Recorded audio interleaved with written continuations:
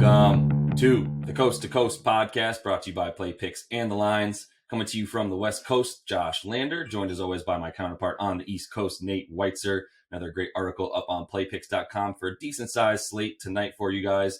As always, jump in those comments for us, like and subscribe to the video. Let us know who you guys are betting on. And if you do need a FanDuel or DraftKings account, head to fdpicks.com or dkpicks.com. Find those local listings in your area. And stay tuned. Tomorrow, actually, we'll have a gift card opportunity for you guys to win. So stay tuned for that. And as for today, Nate, let's jump into those lines for Thursday the 8th.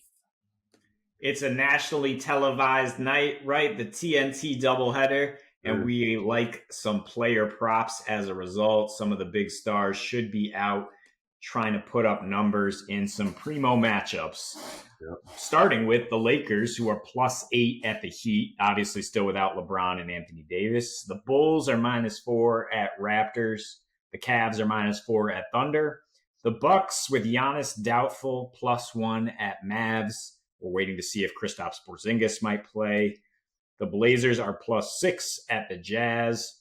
The Suns +6 at the Clippers. And then the Pistons, without Jeremy Grant, are +7.5 at Kings. So speaking of some of those stars, I'm looking at the Blazers-Jazz game. I'm looking at Damian Lillard and what he's done lately against the Jazz. Not this year. Actually, he dropped a dud last December, but prior to that, he averaged 40.8 points per game in 4 meetings with Utah. I mean, he's a guy who just tends to really turn it on when his team is trailing. So you love to see him go up against another offense that can really light it up. Obviously, Utah is prolific, and they have not been really affected by the back-to-back. They lost in overtime last night, but they're averaging 124 in their last 3 on 0 days rest. And when Mike Conley sits, they average 7 more points per game. They average 122. But they haven't been covering lately, right? 1-4 against the spread in their last 5 as favorites. I do expect Portland, which is 6-2 against the spread, their last 8 as road dogs. I do expect to cover here. I expect an exciting game, but I expect plenty of points. You look at the only other time Utah dropped 2 games in a row this season, they responded with 131 in Milwaukee and went on to win 20 of their next 21 games. So obviously this is a team that knows how to respond on the offensive end, but not necessarily a team that knows how to contain Damian Lillard or a really good 3-point shooting team. I know you highlighted yesterday in their last couple games that they tend to struggle when they face a really good 3-point shooting team that can exploit some of their tendencies. Portland is number 5 in offensive rating since getting Norman Powell. Both these teams are top 5 in offensive efficiency on the year. And what I'm really interested in is if it's kind of low scoring, you have a total of 230 right now. You might see it creep down to like 224 if it's kind of low scoring. But these teams are number 1 and number 4 in fourth quarter scoring, and both bottom 6 in fourth quarter defense. So I think you will see an exciting fourth quarter that maybe helps you get over that total. I love that. It's actually really funny. Sometimes, Nate and I, we speak about what we're looking at ahead of the games, ahead of our show here, but we did not speak about exactly what you just said. And that's exactly what I was pointing out, was that fourth quarter. Exactly. I'm looking for that. I was, ready with that stat as well. First and fourth quarter offense and bottom of the league in fourth quarter defense. A lot of points scored in the fourth quarter here between these two teams, an average of about 58 or so. So I'm really liking monitoring that total throughout as well. And as well, I'm monitoring the Blazers, who, Dame Lillard, closer. You saw what Chris Paul was able to do against the Jazz last night as the closer for their team as well. So I'm really feeling a little bit of monitoring that game live for sure. And I didn't get to his specific props, but over 26.5 points, gotta feel good about that. And then if you want some juice, FanDuel's giving you +690 for Dame to go 30 points in a win. That's definitely worth the value there. One game that might not be quite as much fun to watch tonight, Nate, but there is a lot of value to be had in the Bulls versus the Raptors tonight. We're looking at no Lowry, no Fred VanVleet, no Rodney Hood as well, the recently acquired Rodney Hood. And for Chicago, they might be without Markkanen and White. They're actually listed as probable right now. So I'm liking exactly what Chicago brings tonight against Toronto. They won this game by 23 points at home the last time these two teams met. Vucevic has been solid, exactly what you expect since they received him.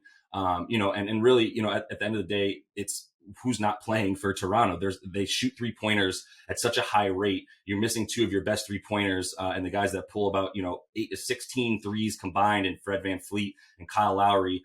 They rely so heavily on that three. They shoot it at the highest clip in the league, but in their last 5 games, they've shot it at such a poor percentage, 24% or so from deep, which is crucial for them because they don't really get points anywhere else. So that's really why I'm liking, the ability for Chicago, who defends the three at the 6th best, overall rate in the league. They match up well with what Toronto does, and Toronto once again is limited in its firepower for with its arsenal from three. So I'm considering actually the under here, looking at it about 222, 221 and a half, taking that if you don't really think Toronto's going to be able to score, which I don't. And then I'm definitely looking at the Bulls minus 3.5 right now against a really lowly Raptors team. Yeah, it's a good way to get ahead of the curve a little bit. We mentioned the Bulls need a little time to gel to incorporate Vucevic, get Levine healthy. It appears they've done that, and the defense was really impressive their last time out, holding Indiana to 97. That's the Pacers team that leads the league in pace their last 6 games, and they just put the clamps down. As you mentioned, yeah, they're even better than 6th and 3-point defense. In the last couple months, they're top 3. So I do think, especially with no Lowry or Van Fleet, that they can shut down that Raptors offense and add to their road woes. And then I'm looking at another narrative game, the finals rematch that will be on national TV, Heat versus Lakers.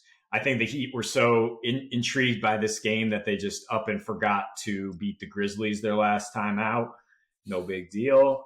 They will be fired up to beat the Lakers, even though LeBron is not out there. You have Jimmy Butler always looking for something to prove in type games like this. I mean, in his last 8 against LeBron-led teams, he averages 24.5. His last 3 regular season against the Lakers, he's at 23 points per game, and we all know what he did in the finals. A couple triple doubles there. So gotta love his props in terms of trying to find some offensive value. That's the only guy I'm really leaning on in terms of offense in a game with a 204-point total, just ridiculously low in the modern NBA.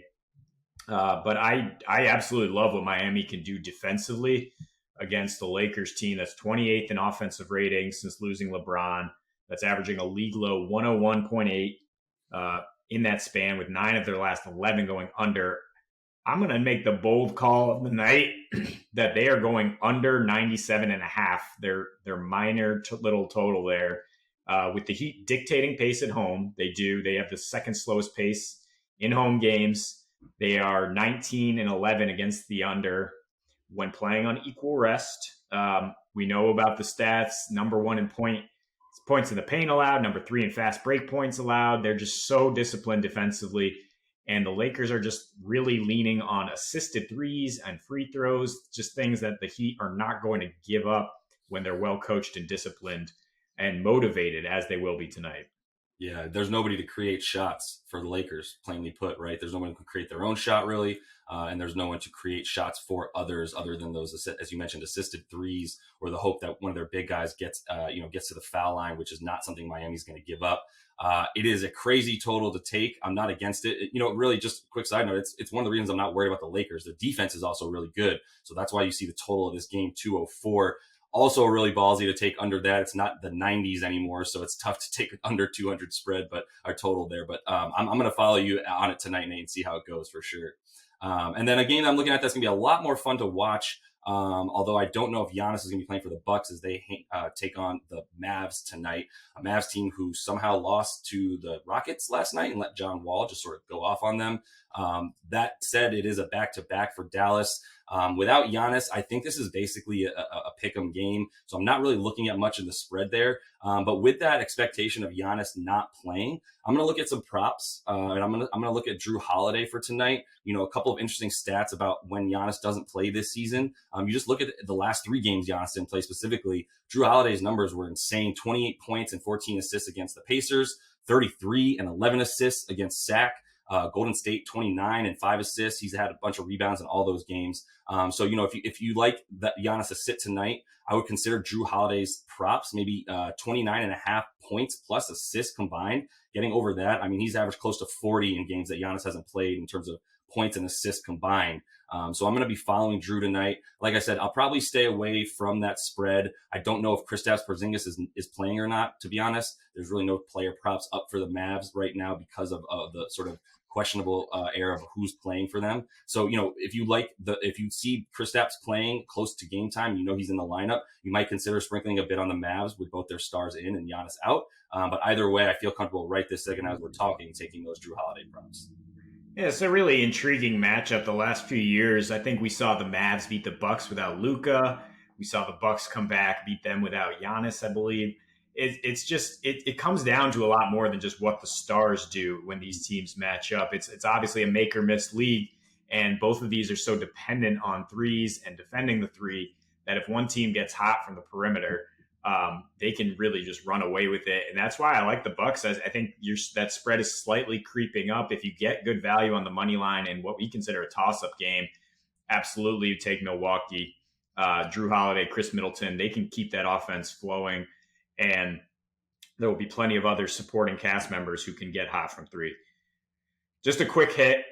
Detroit without Jeremy Grant goes from maybe the bottom 3 team in the NBA to the worst team in the NBA. So Sacramento -7.5, worth a shot, and definitely worth a teaser if you want to get them down to -4 or so. From a DFS perspective, the Pistons are probably going to use a lot more Josh Jackson, Wayne Ellington on the wing in a potential blowout there. With Mike Conley likely out, Joe Ingles should be in your lineups. With Fred VanVleet and Kyle Lowry out, Malachi Flynn is about to get a lot of run for the Raptors. Josh mentioned how much he liked Drew Holiday. And also on the Bucks, I got to like Dante DiVincenzo and Bobby Portis to really ramp up their usage without Giannis. And of course, Jimmy Butler, the man himself. We didn't touch on his specific props either, but I'm looking at over 20.5 points.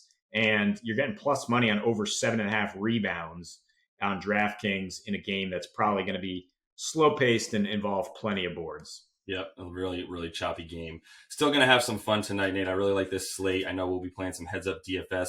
Definitely remember to like and subscribe to that video and jump in the comments. Let us know who you guys are betting on tonight. Stay tuned tomorrow for that gift card opportunity, and we'll be back with another great show as well. So as for tonight, happy betting.